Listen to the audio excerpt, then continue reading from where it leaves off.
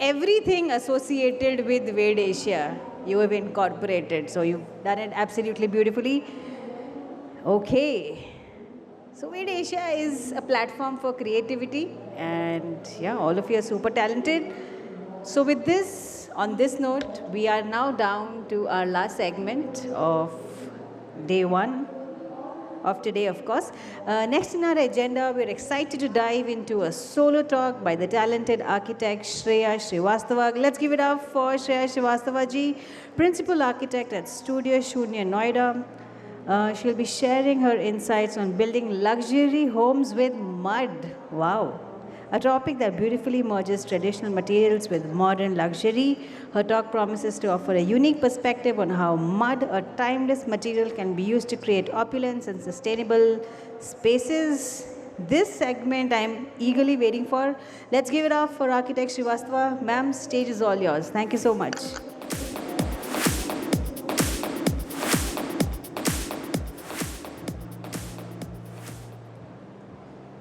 Hello. Hi, good evening. This is Shreya. I am an architect and my firm's name is Studio Shunya. So can we have the presentation here?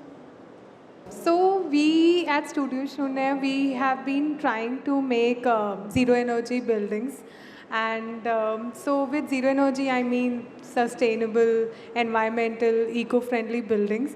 And when we started, how are we going to approach zero energy buildings? So of course, we had a lot of literature with what West is trying to make zero energy buildings from. But we were trying to do something which was very important for the country and which works for the context of the country. So we started exploring materials which are indigenous, which are local, and which have a history from our old ancestors and the buildings that we have in the country. So what we were trying to do is research a lot, and then we came across mud as a beautiful material, and we realized and not just mud, we also got like mud, stone, lime.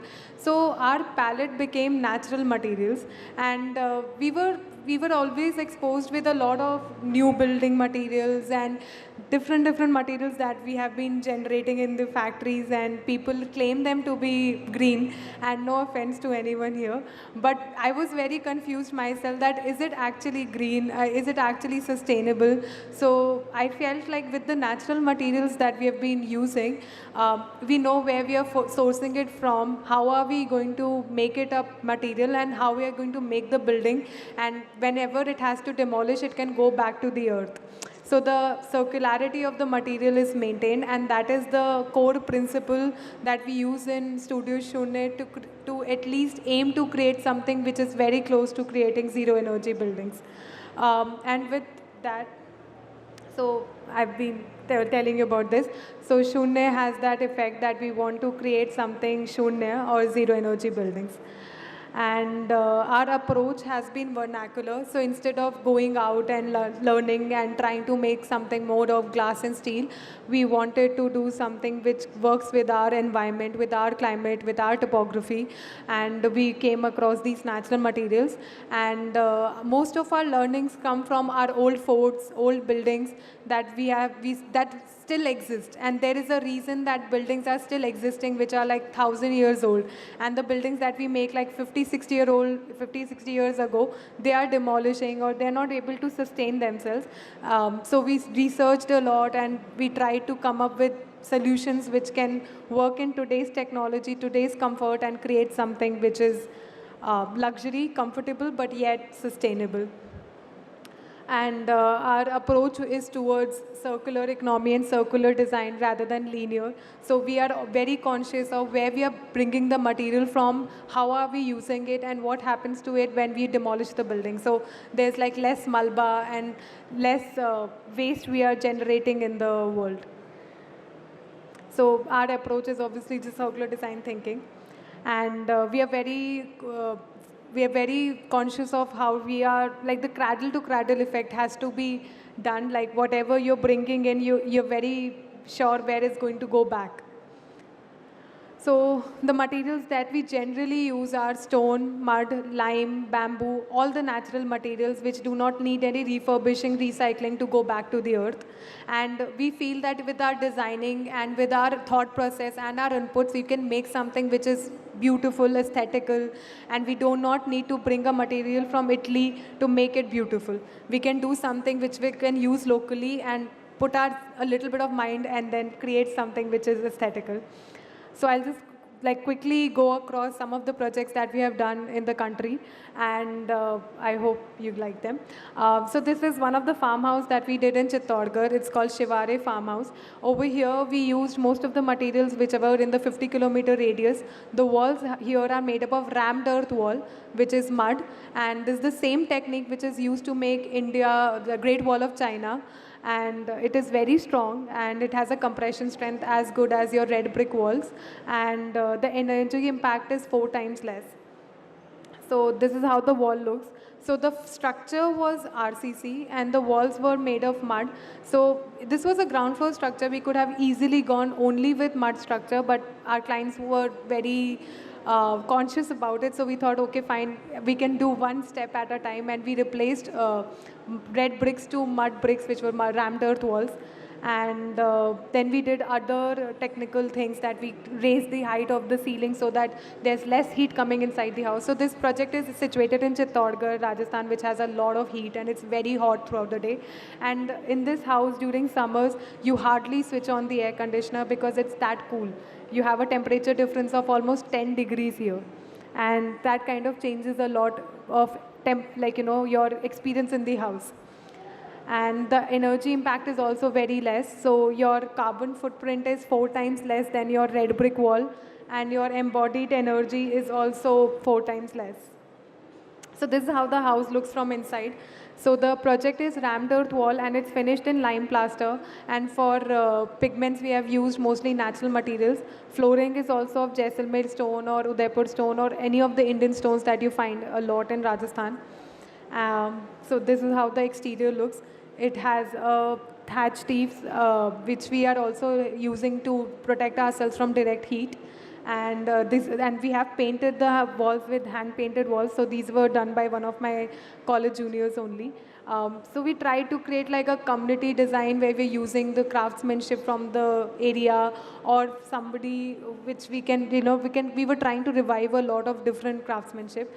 And this also has Araish plaster. So this is how the house looks from inside. What you can see in the back walls is called Araish.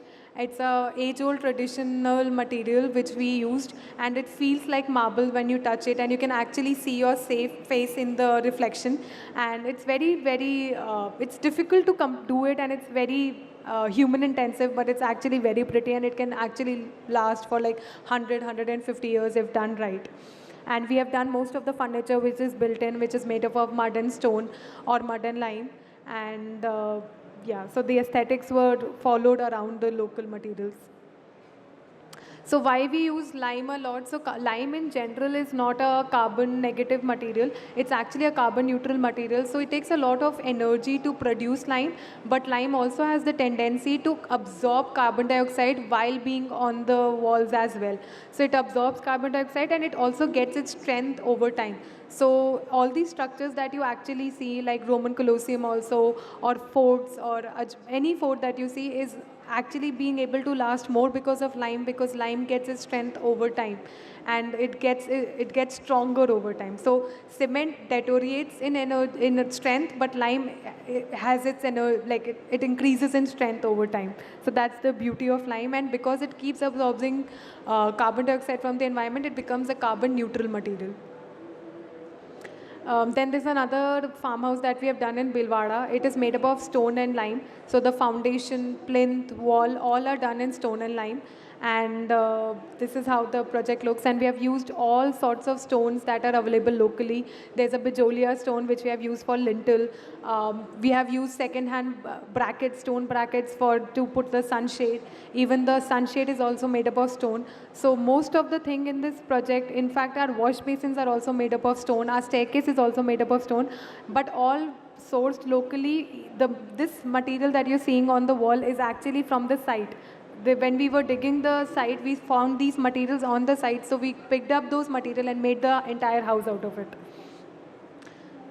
So this house also has different strategies where we have used evaporative cooling. So because of a water body in the middle and air passage on 4 sides, there is a air circulation happening, and because of a water body in the center, the temperature is also getting lower down, and it helps in creating an ambient temperature in the courtyard.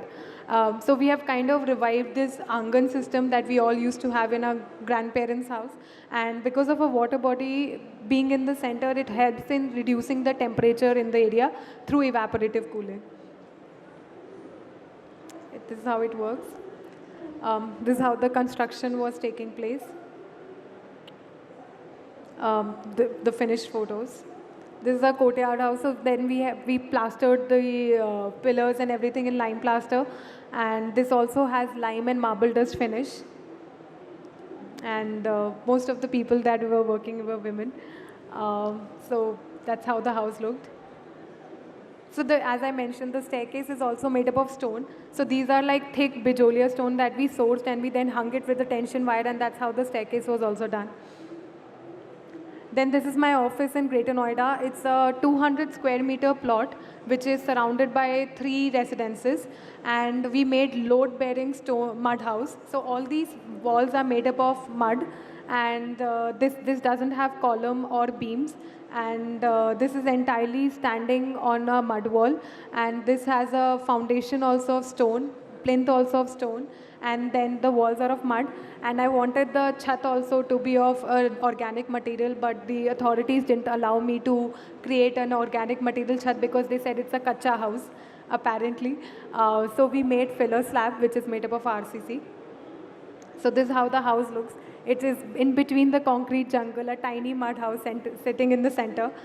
We try to give it a very conventional look to the house so that the myth changes that mud houses are supposed to look shabby or temporary or something like that. So we try to make it look as normal in people's language as it can, so that they can accept that it's not about the material, it's about the design, how a building can look. So this is how my office looks from inside. There is a veranda, there is a courtyard in the center. This is how the furniture is also made up of mud and lime. Then we use a lot of hand paintings, which we help in promoting artisans. And as you can see, the ceiling, it has filler slab. So these have upside down earthen pots, which also helps you in reducing the usage of cement and creates a certain amount of temperature difference. The project looks like this. This is my office. It has mud flooring, where we also do pocha all the time. So there is no water, there's no water penetration or something happening in this, because there's a technique to do all of this, and we use all these techniques, and we do not put chemicals.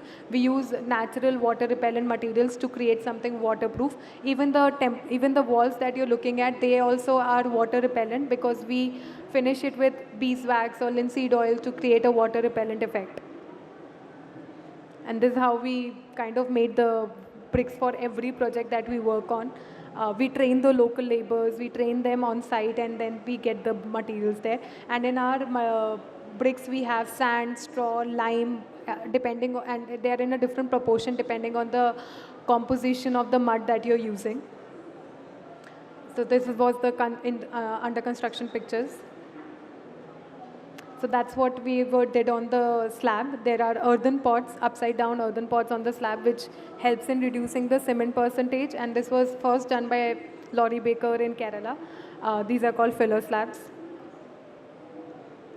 And for everything where we needed cement, we replaced it with lime. So instead of doing PCC, we did limecrete. Instead of doing DPC, we did Kota stone and lime. So everything that required cement in a house, we reduced it. So up till the wall level, there is no cement used in this project. It's all mud or lime or natural materials. And even the furniture or the cupboards or storages were also made of mud and lime and stone. Then we are doing this project in Jamshedpur, where we are training 30 to 40 Adivasi people, we are making an Adivasi Wellness Agricultural Resort, and there we are making a certain amount of cottages and villas, and we are training the local laborers. We are not taking laborers from one place to another. We are using all the local materials, and we are trying to create an impact, but also not disturb the local language or the culture, and we have retained their agricultural land, and around that we are creating these cottages. So these are certain photos which are under construction for the. So we are also working with Kumar communities. So they have made the most of the things for us in the project, like the roof material as well. So they have made the terracotta tiles for the roofing as well, which also helps us in reducing the temperature. And then we did this mud and bamboo showcase in India Habitat Center with Griha. And so this bamboo roof is actually made up of treated bamboo, and it has 8 or 9 layers of bamboo done in it, which helped that in reducing the temperature again by 10 degrees inside this exhibition area as well, which was quite interesting. This was how we did it.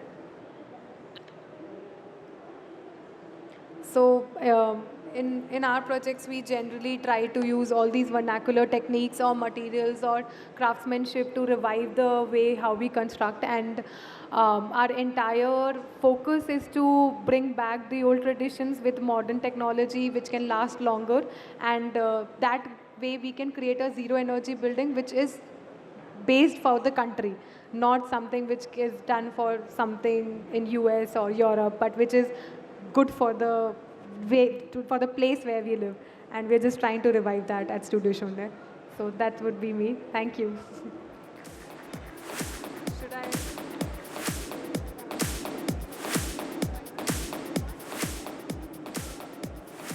Ladies and gentlemen, a big round of applause for ma'am. Ma'am, आपके session से पहले कीचड़ उछालना had such a bad reputation, but you've given this luxurious touch to it.